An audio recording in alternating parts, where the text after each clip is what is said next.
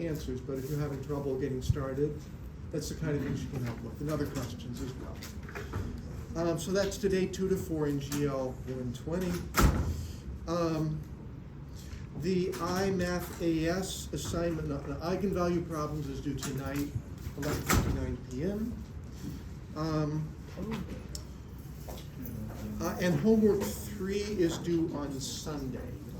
And homework 3, if there's time toward the end of today, I'll open it up and show you the problems and explain why I bothered with those problems. But it should be clear. It's on the topics of orthogonality and expectation value, which we've been dealing with recently. Today was due the expectation value worksheet just before class. So is there anybody who would like to go over the solutions to that worksheet? Nope? Sure. Why not? Actually, Number number 5. Number 4. It takes more than one hand for it to be worthwhile for everybody, so. Yeah. Okay, well, not this moment, but we'll do it toward the beginning of class. So we'll start by looking at that. Then what we're going to do today, what I want to do is, we're going to finish the module, which was the introduction to the principles of quantum mechanics. It'll be done today.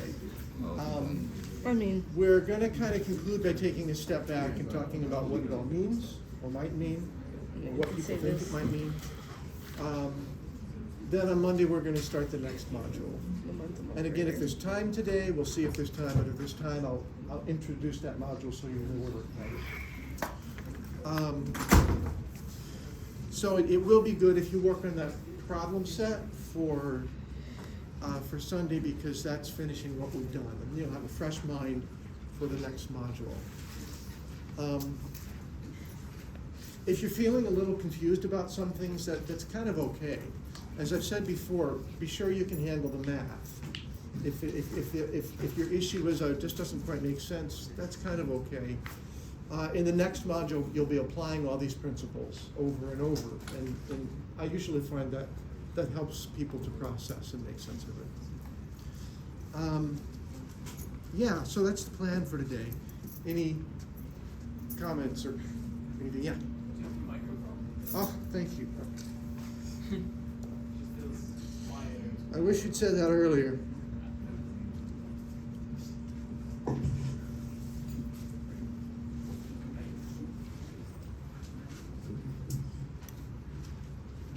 I did go to powder my nose, and I thought I'd better take it off. Yeah. Okay, testing 1, 2, 3. Did you get what I said? Mm-hmm. Okay. Hate to have to repeat it. So anything before we start in? Okay. So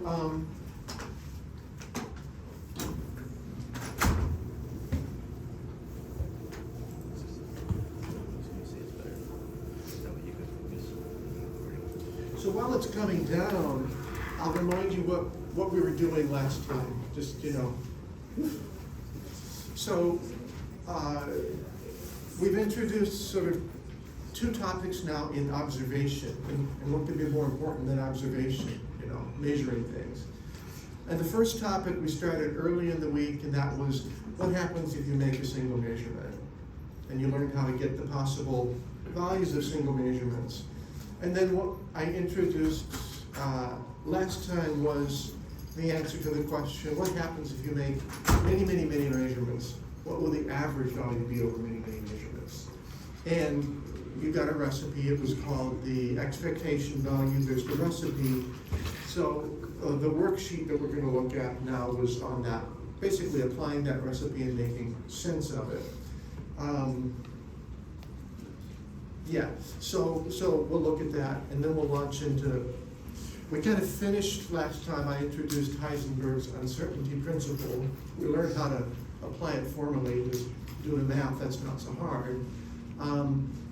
I'll finish the whole topic by discussing a mathematical representation, I'll put it that way.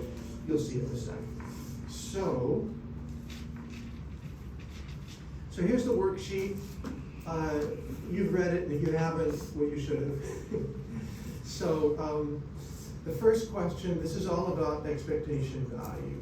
And the first question gave you a pretty simple function, n times x times 1 minus x. So here's just a picture of the function. It's defined between x equals 0 and x equals 1. Outside of that range, side is 0. I even gave you the normalization constant because I could have said derive it, but you know how to do that.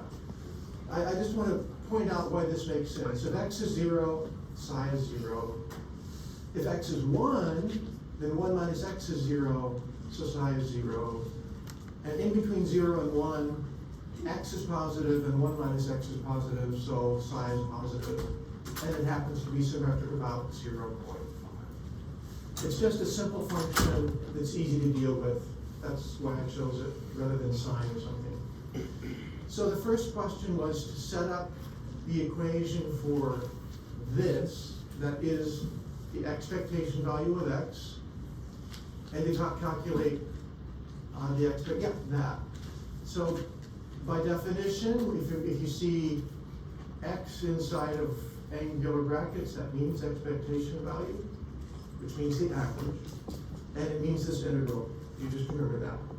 The limit 0 to 1 is there because I told you over the range 0 to 1. And here's the operator for x. So I just plugged in psi, plugged in psi again. The 30 is here because n is radical 30, and you get 2 factors of that. So you can take it outside the integral, that's 30. And the operator x is just x times. So in the end, that's what we have to evaluate. And that's a pretty simple integral to evaluate. So it turns out we can do a half. I chose that particular wave function because it's so easy to integrate. You can focus on the process. I said draw a picture, and there's the picture. I mean, I explained why this was psi, and you can see from that that this would have to be the square modulus. Has to be symmetric about a half, has to be 0 at the ends. That's what it looks like. Yeah. And then you can see visually from the symmetry, since the area under the curve represents probability, from the Born interpretation where you'll find the particle, you can see it's symmetrical about a half. So we had to get a half. Okay. It's always good to draw the picture and make sure that it intuitively correlates with your numerical answer. Any questions? Question C3 was the same idea, but for a different property, a different operator, observable. And here's the operator for the observable. This is, of course, momentum in the x direction. And I said, yeah, do it for the very same wave function. So here's the expectation value is always this way. Our operator is px. When you take stuff outside the integral, you get the 30 from the normalization constant, again, squared. H bar over I, px is h bar over I ddx, and h bar over I can come out of the integral. That's it. I didn't ask you to solve it, but you can solve it. And that would be pretty simple to solve. But the point was just, can you set it up? That's usually 90% of the battle. Right. And the next was construct the integral for the expectation value of kinetic energy. Right, the operator, do the sandwich thing. Right, the integral for expectation value. I simplified it a little bit. That's it. You can solve it if you want to. Any questions? My goal was just, you recognize how to set it up. Yep. How would you deal with the I in the momentum? So you would get like the same as the previous with position 2.5 minus h bar over I.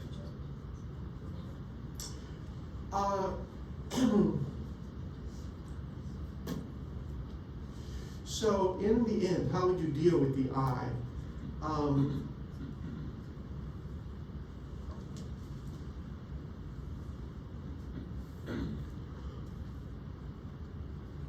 I mean, it just stays there, Okay.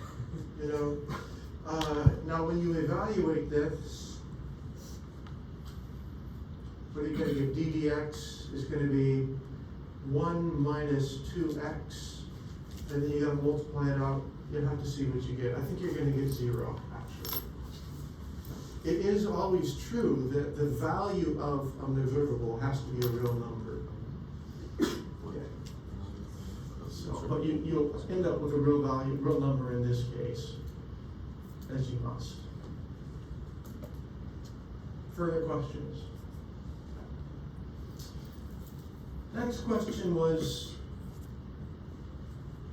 really good, taking a step back to the concept of superposition and showing that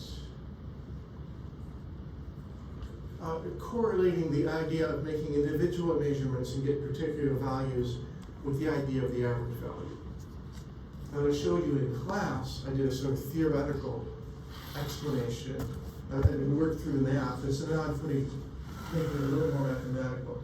So I said, suppose that the wave function is this linear combination of these phis, where these phis are eigenfunctions of the kinetic energy operator. And I'm not going to define them. I'm not going to give you a particular functional form for phi. Just take them. They are the eigenvalues of kinetic energy operator, whatever they are. So we're apparently saying that our wave function is the sum of only 2 possible eigenfunctions for the kinetic energy operator. Just take that as a given. And here are the corresponding eigenvalues, 50 or 60 joules. Just take that as a given.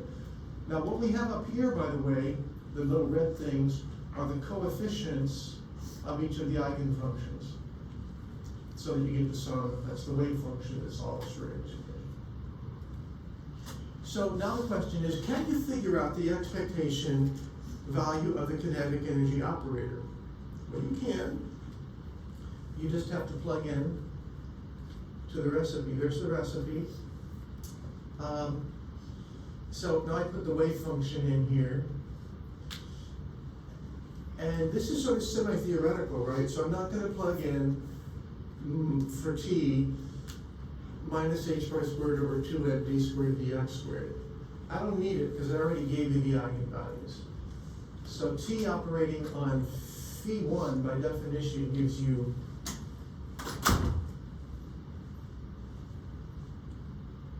omega 1, which is down here. So you end up with a set of integrals here when you expand this binomial out, and 2 of them just give you 1 because the phis are normalized. And 2 of them give you 0 because the phis are orthogonal to each other. And what you end up with is the average value is 1/3 times omega 1 plus 2/3 times omega 2, which is 57 joules. Questions? Yeah. When you have 2 functions that are the orthogonal functions, Just a second. yeah. So when you have 2 functions that are orthogonal, does it matter which one is the complex conjugate? Oh, I think that. Or can it be either one? So. Maybe not in this example. But Yeah, the question was, if you have 2 functions that are orthogonal, in this case phi1 and phi2, when you set up the equation for orthogonality, does it matter which one has the complex conjugate? And the answer is no. okay. Either one. Yeah. Because, either one can be the complex conjugate. Yeah. Any questions more about that worksheet? While I'm on the subject, I just want to take the temperature. How useful are you finding the worksheets? Raise your hands for very. Raise your hands for somewhat. Raise your hands for not really for me. Depends on how well I did on that exam. Without staring at any one person. I can give you feedback after the first exam. What? I said I can give you feedback after the first exam. Okay. So that's that. I think we can be done with that. So, oops.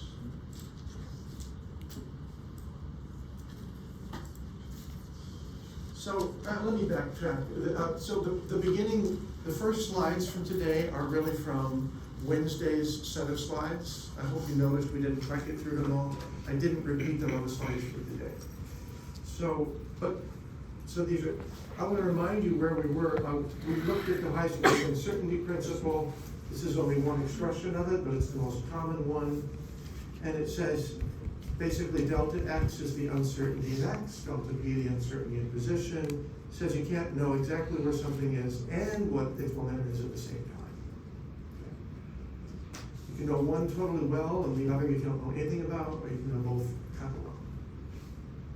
Okay. And we looked at a problem, not going through it, where the idea came from. So I want to talk about, and it's going to work from here, I'll use that a little bit.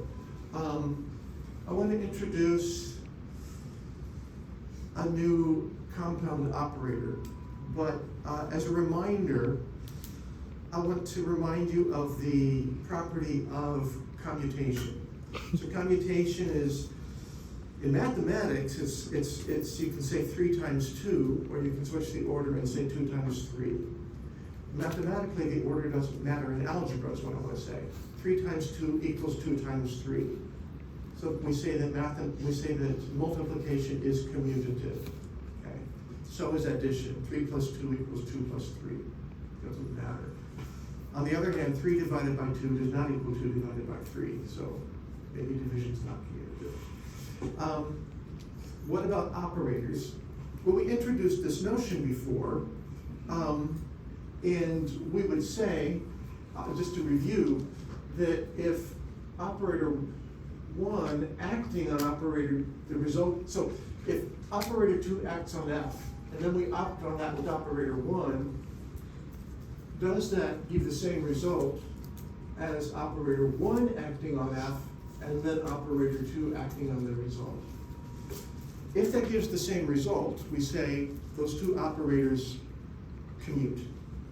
If that does not give the same result, we say those 2 operators do not commute. And I want to give you, well, I'll go ahead and read the slides. I'm going to show something by hand, and then why is this important? It's going to relate to Heisenberg's uncertainty principle. And we will say that if omega 1 and omega 2 commute, do not commute, then we say they are complementary, or the corresponding observables are complementary. So it does turn out that x and px are complementary. But let's take a look at these, just this example here.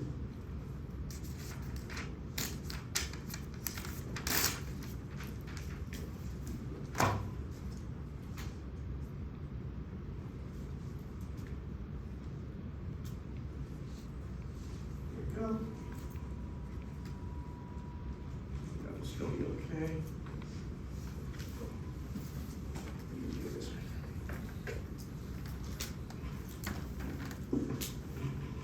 So let's ask the question, do these 2 operators commute? The way I'll evaluate that question is saying, okay, let's look at x operating on y, operating on a function f of x. And I'm going to ask the question, suppose f can be any function whatsoever, so there's no limitation. I'm going to evaluate this, and I'm going to evaluate this, and ask, do I get the same thing? Well, to answer the question, I substitute what I know these operators are. So x is just, the operator x is x times, y is y times, and f of x can be any operator, any function. So I can just write that algebraically as x, y, f, right? Over here we have y times x times f, which is fyx. Yeah, well, those are the same, right? So yes, they do commute. Okay. So that means then that x and y are not complementary. It means that you can measure the x component of the position and the y component of the position at the same time. You can know them both exactly at the same time in terms of Heisenberg's uncertainty principle. Now, practically, the question of technology is another question. We may not have the technology to measure exactly where the electron is, because that's hard. But that's the practical question, that's not what's at issue. In principle, it should be possible to measure exactly the x coordinate and exactly the y coordinate of a given thing. No one's, because they're not complementary. Okay. And what I said about this stuff is going to hold for any function f. There's no limitation, right? Because we know how multiplications communicate. What about px and x? Now, we've already gone through this a couple times, at least once. I'm going to do it again, just to, what do we get if we evaluate this? Okay. Where f can be any function.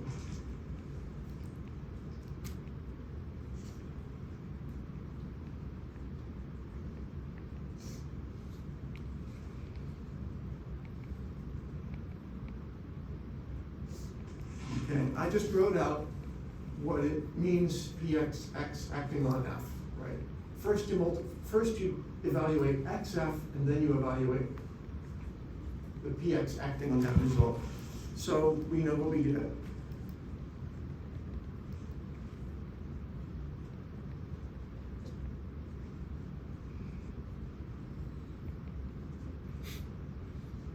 Me too, Professor.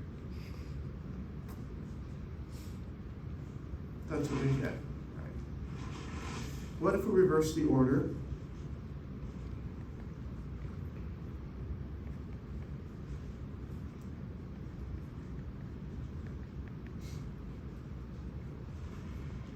Oh, I forgot the h bar over I part. So this is h bar over I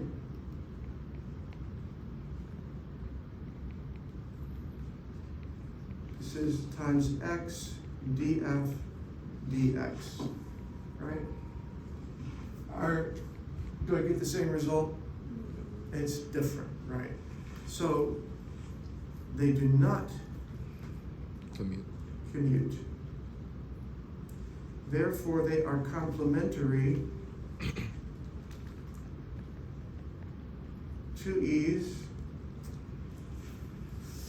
No, not complement. Thank you very much. Your leg here looks beautiful. Complementary. There we go. Okay. So, yeah.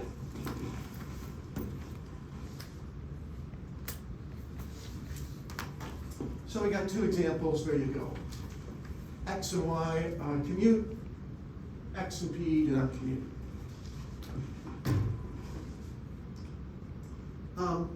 So because this turns out to be pretty important, and you'll see why later, we have somebody decided to define years ago a new operator that's called the commutator. Now, the commutator is defined as this: omega 1 omega 2 minus omega 2 omega 1. Remember that omega 1 is an operator, right? Omega 2 acting on omega 1 is an operator also. It's more complex. This is itself an operator. It's a compound operator, but it's still an operator. To keep things compact, because it takes a while to write that out, we have the special notation for the commutator, and it's that. Square brackets, operator 1, comma, operator 2. Okay. That is defined as the commutator, it's just that. And it is by itself, it is itself an operator. Okay. So, now, it turns out that if the commutator evaluates to 0, and really if it evaluates to 0 times, then we say omega 1 and omega 2 commute. Okay. And that's the case for x and y. So I'll go back and show you in a second. And then the corresponding observables can be specified exactly at the same time. If the commutator does not evaluate to 0, we say omega 1 and omega 2 do not commute. They're complementary, and the corresponding observables cannot be specified at the same time. So, we often use the commutator to evaluate whether two operators are complementary. The technical detail is right here. You're going to see it written that this is equal to 0, the commutator is equal to 0 for some pairs of operators, but it's really not right. It's equal to 0 times, right? But most people don't bother writing the times. Okay. So let's evaluate the commutator for our two examples.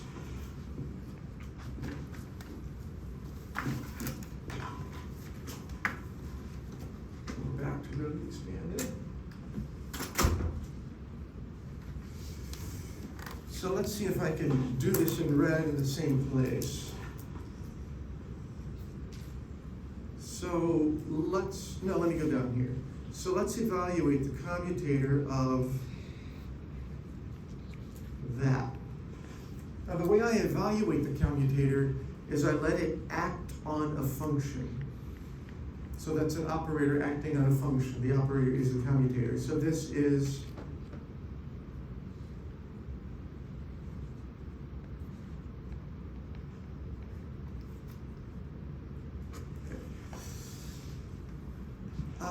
now this is a linear operator. All our quantum mechanical operators will be linear, and therefore this is equal to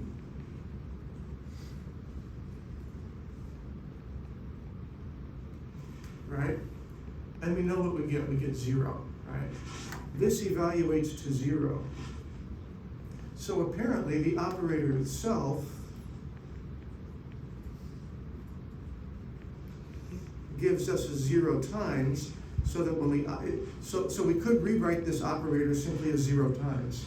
Remember, 0 times is an operator, a number time including an operation, right? So, yeah.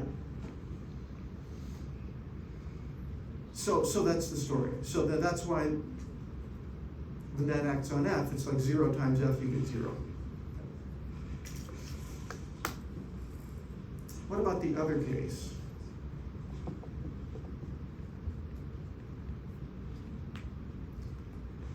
To see if we can get an alternative expression for the commutator of Px and X, let's let the commutator act on F. And I think you can see from up here, so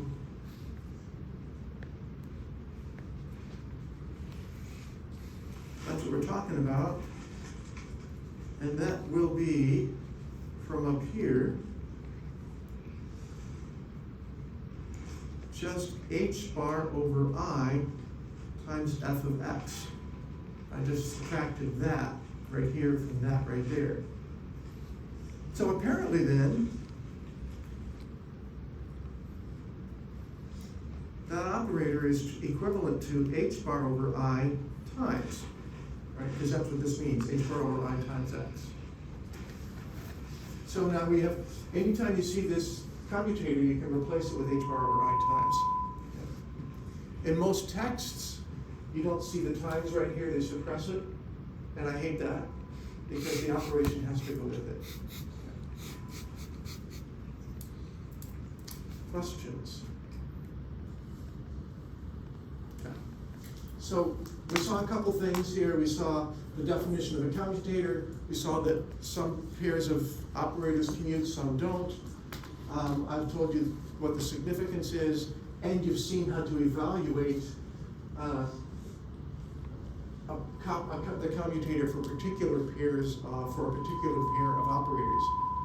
Sometimes you can replace the commutator with something else, like h bar over I times. There was a question. Yeah? Are you using f of x and f interchangeably? Say it again? F of x and f interchangeably?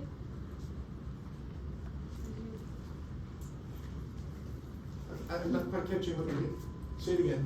Are you using f of x when you write f of x and f interchangeably? Yes, I just suppressed the f of x means the function of x, and yeah. Okay. Any other questions? Okay, so let me show you something I won't prove. No, prove it. Getting at the significance of this, so we did that. So, I will state without proof, in great generality, that the uncertainty relation for a pair of observables, each corresponds to an operator, can be given by this expression. Now, I need to take that apart because it looks a little funny. Notice in the middle we have a commutator, which is just an operator. Then we have angular brackets. Remember, that means the expectation value. We know how to form an expectation value. And then outside of that is absolute values. And then it's a half. So to make some sense of that, let's evaluate the expectation value for momentum and position. Just taking that as given, okay? I'm not deriving it. It can be derived, but that's for a higher level course. Let's just take it as a given.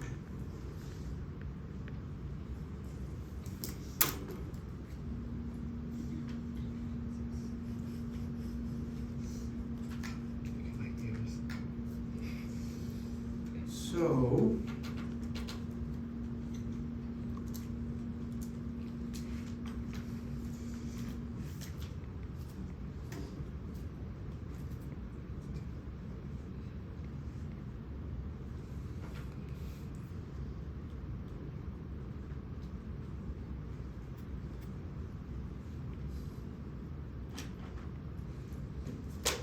that's that formula we just saw, written for px and x. So let's evaluate it. Well, first of all, we know that this commutator now is equal to h bar over I times. Now, the next level, that's an expectation value, so that's equal to the integral, which will have limits, but I'm suppressing the limits for now, right?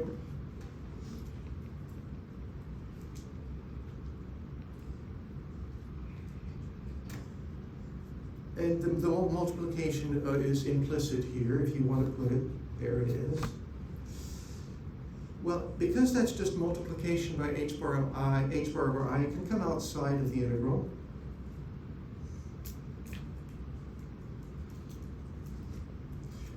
If psi represents a particle, a wavicle, it has to be normalized, and therefore this is just 1, because it's normalized. If it's not normalized, it doesn't represent a particle. So the last thing we need to do is take the absolute value of h bar over I. And that really is the square root of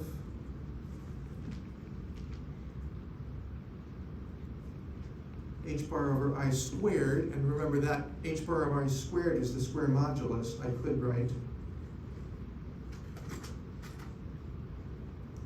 h bar over I star times h bar over I, which is equal to h bar over negative I, that's the asterisk there, times h bar over I, and then the square root of that, which is the square root of h bar squared. I times I is negative 1, times the negative 1 gives you 1, which is h bar. So that, going back to black, substituting everything in,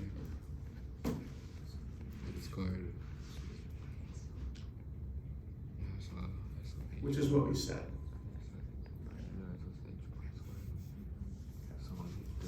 So that, and that of course is Heisenberg's, the most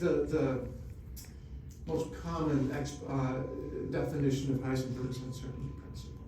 Heisenberg. Questions? You're gonna say, way cool, okay, maybe you will, I don't know. But of course, I did pull that out of the hat, right? I'm claiming it can be derived, please believe me. And if that bothers you, then see me, we can look up the derivation for you, or you can look it up. Any questions? So that was pretty abstract, but we're gonna see the commutator again in the future in the course, when we evaluate uncertainty relationships, and so it'll be sort of good to see. I'm gonna set this down then. So we have now finished this module. I've introduced to you the principles of quantum mechanics. Just to remind you, we began by looking into a few times that classical physics just broke down and didn't correspond with measurement. The measurement got very exact. And we saw some postulates that came out of that. One was that energy is discrete in some cases, other things may be discrete. We saw Planck's constant sort of pop up. Turns out to be a constant of the universe. And we encountered the notion that of the wave-particle duality. So that things, particles, whatever, cannot be described fully either with the classical equations for particles or the classical equations for waves. We saw De Broglie propose a relationship between the notion of wavelength for something that has momentum, you know. And then we saw the equation that Schrödinger proposed. It's really held up. It's just amazing. We saw the full-blown equation, the time-dependent form of the equation. But I claim that for the kinds of questions we're going to ask in this course, we don't really need to know the time dependence. And so we saw a simpler equation where there's no time involved. I want to reinforce, though, that sometimes we do need to know the time dependence for other questions. And that's the equation that Schrödinger really proposed. And it came from nowhere, I mean, in the sense that it wasn't derived from anything previously known. It was a proposal that's held up. Having done that, we then began to work with it. And we began just by looking at the wave function and interpreting it. We haven't really solved Schrödinger's equation, but we worked with the wave function. We saw the Born interpretation, answering the question, where is the particle? We talked about the probability density being the square modulus of the wave function, and where is the wave function? It's this integral over the probability density for some region of space. And then I wanted to ask the question, okay, not just only where is the particle, but what's the momentum? What's the kinetic energy? What's the this? And for that, we had to do some math. We had to talk about complex numbers. We had to talk about orthogonality of wave functions and so forth. But we eventually asked two questions. What's the value for a particular measurement? And what's the value for an average over many measurements? And in the process, we met this concept of superposition. Okay? And we ended with this notion of Heisenberg's uncertainty principle, entirely non-classical. Because classically, you can measure momentum and you can measure position exactly at the same time. Maybe technology gets in the way, okay, but notionally, there's no problem with that. So that's where we come. So I think, what time is it? 12:40, so we're fine.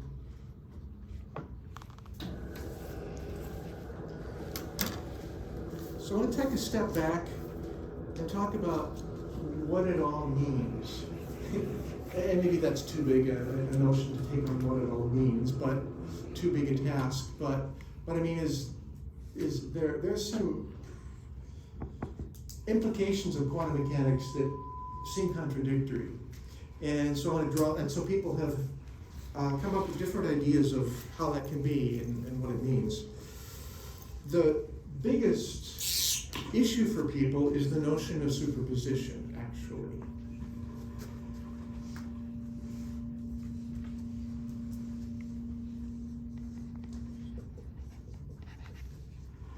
the notion that the wave function, which supposedly conveys all the dynamical information that's available about your particle, you know, it's all contained in the wave function.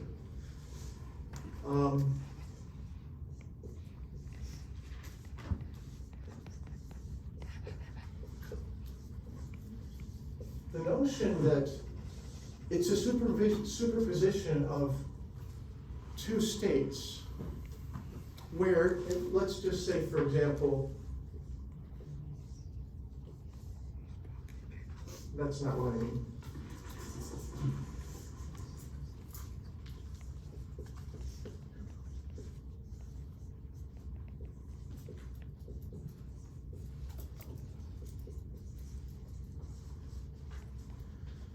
So,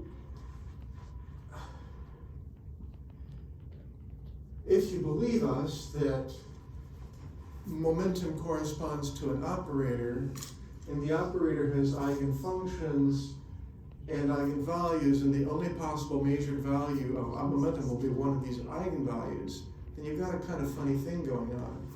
What does it mean for the wave function to be in a superposition of these two momentum eigenfunctions?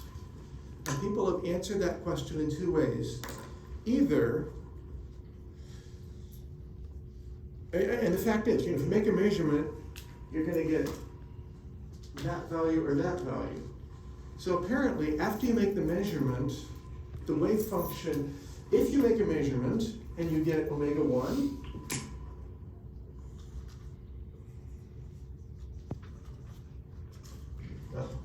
you make a measurement, you get that value, that implies that after the measurement,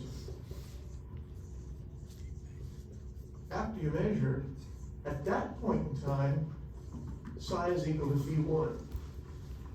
We know that psi is phi 1 if you take a measurement and what you get is omega 1. So the question becomes,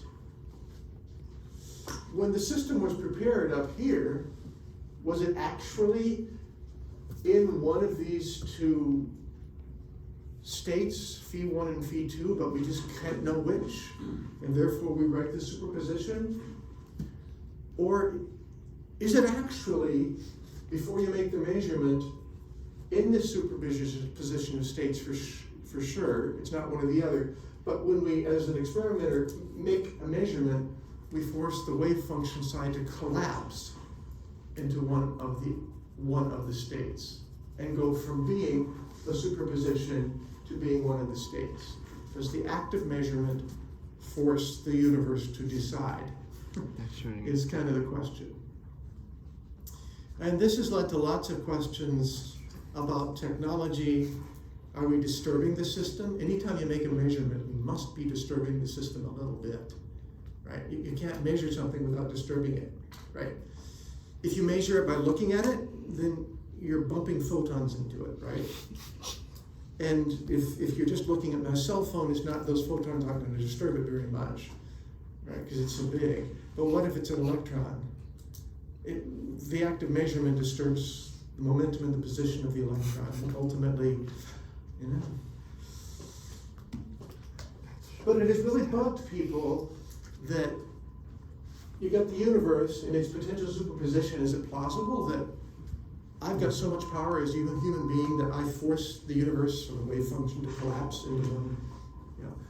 So this is this problem. So this is the superposition and the collapse of the wave function seeming to put so much power, it seems awfully self-centered to think that we're telling the universe what to do. No, because potential wave functions supposedly apply to everything. Mars, there's some giant wave function that corresponds to Mars. You know, Mars can be in a bunch of states. So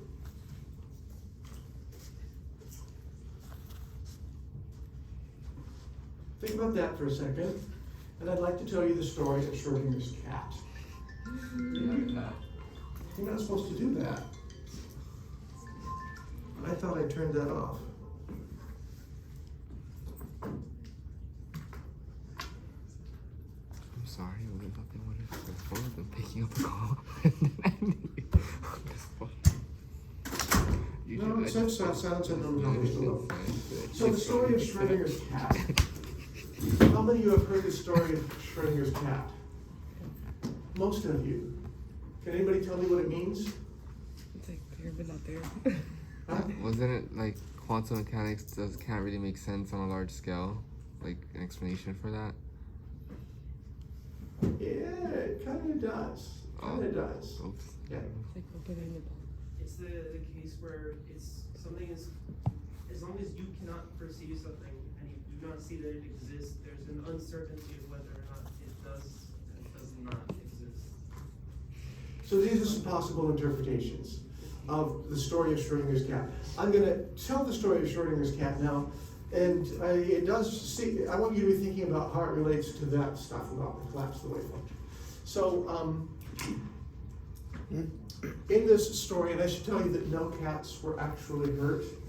It's entirely a thought experiment. No cats were hurt. We are told nowadays we have to say that. Was the cat actually hurt though? What? Like, was the cat actually hurt though? It's up to you. It's a thought It's experiment. It's up to you. It's yes. up to you. Okay. But this was not actually performed. I'm going to tell you how it was not performed.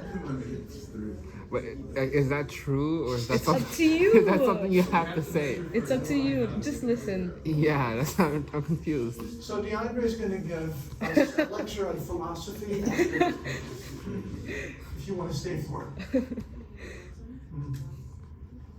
I'm trying to draw a box. It's very hard for me to draw a box. So here is a box. That's a horrible box. I'm trying to draw a box and talk at the same time. That's the problem. You need to draw two squares staggered. That's good enough. Okay. So inside this box, the box has a lid, so this lid can open, right? But right now it's closed, okay, for the time being. So inside this box is a cat.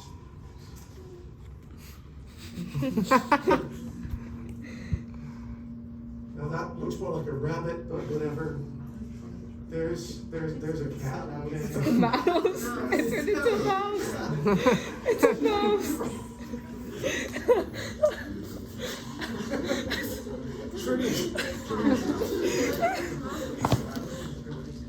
Schrodinger's mouse. Now, in the original telling of the story, there's a vial here of prussic acid. Prussic acid. So that's prussic acid, which happens to be hydrogen cyanide. Very dangerous for cats. Right? Very, very dangerous for cats. So prussic acid.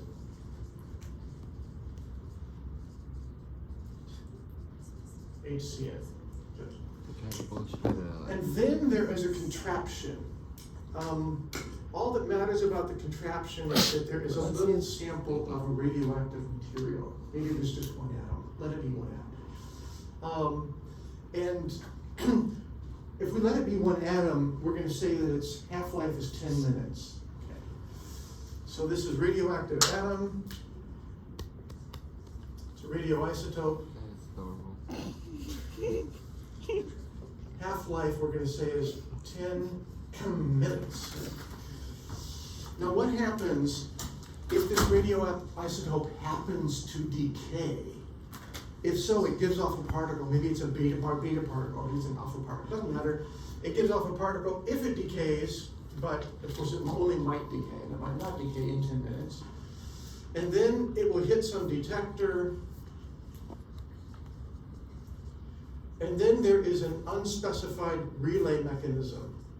It doesn't matter what it is, but somehow, if that detector encounters the beta particle, then it will fling this ball, this hard ball, straight at the vial of prussic acid, shattering the vial. Shatter, I tell you.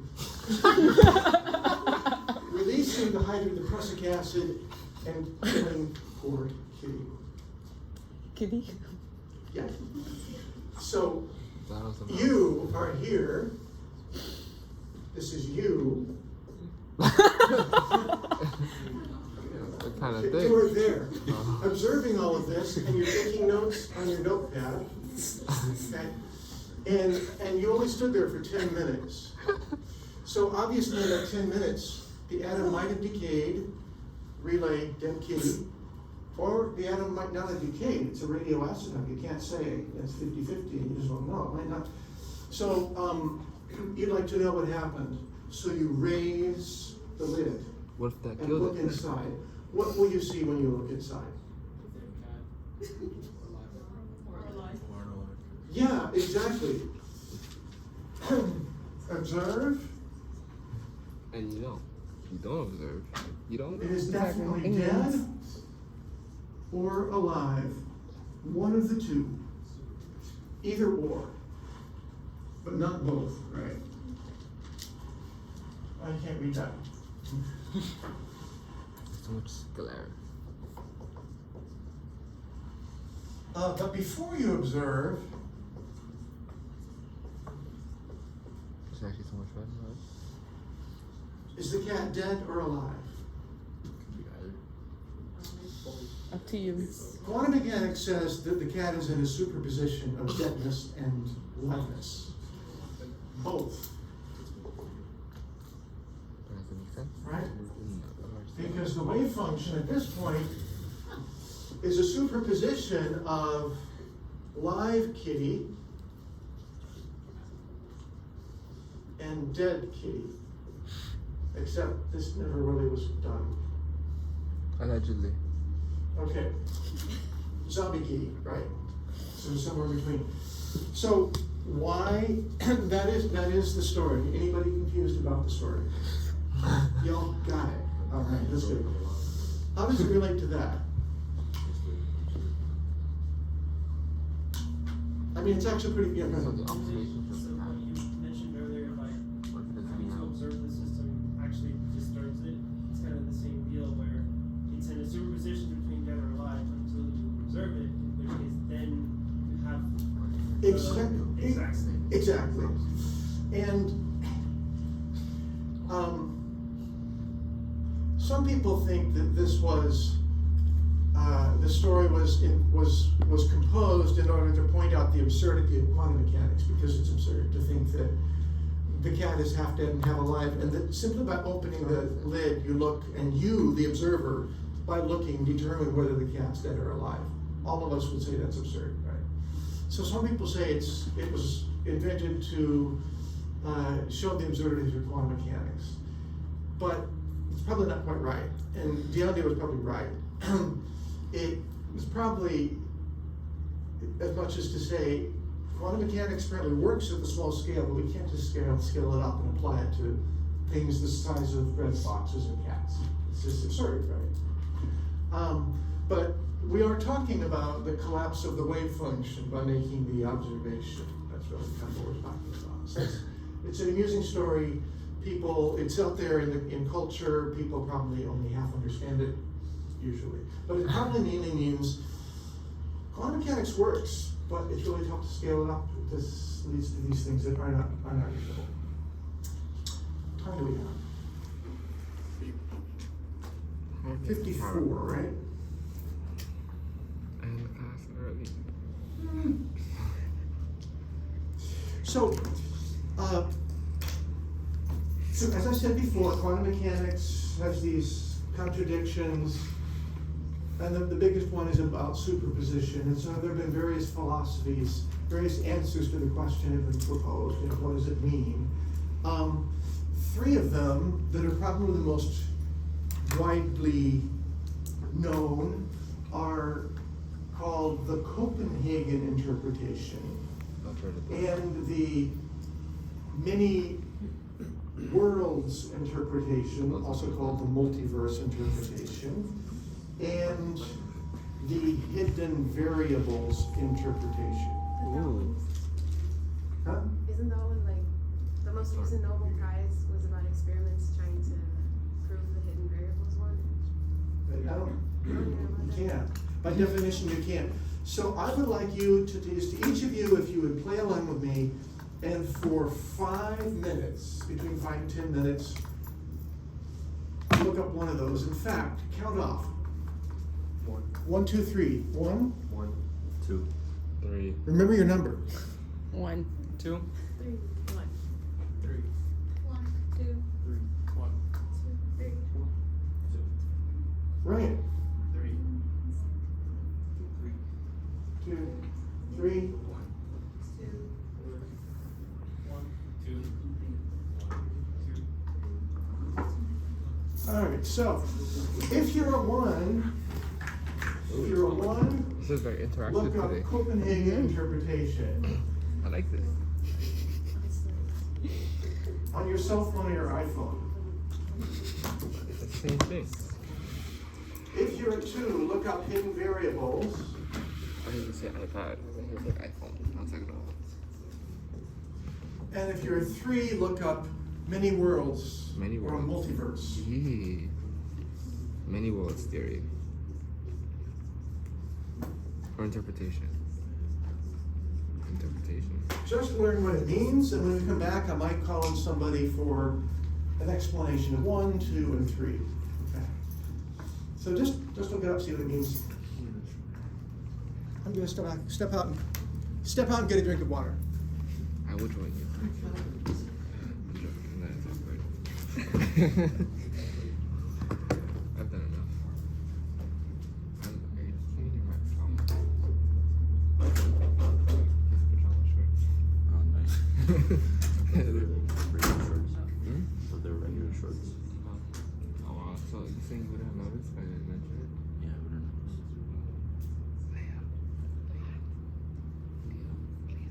Leah. sure. I keep thinking like Star Wars Leia. No. Okay, Leah. These are pajamas. Mm. Would you have noticed if I didn't mention? No. Would you like to touch my pajamas? I think I'll pass. Thanks. They're soft. You enjoy. Maybe Leo would. No. She said no, why would I say yes? Wow. They keep thinking so strange, everybody. That was unnecessary. This is like cyberbullying but in real life.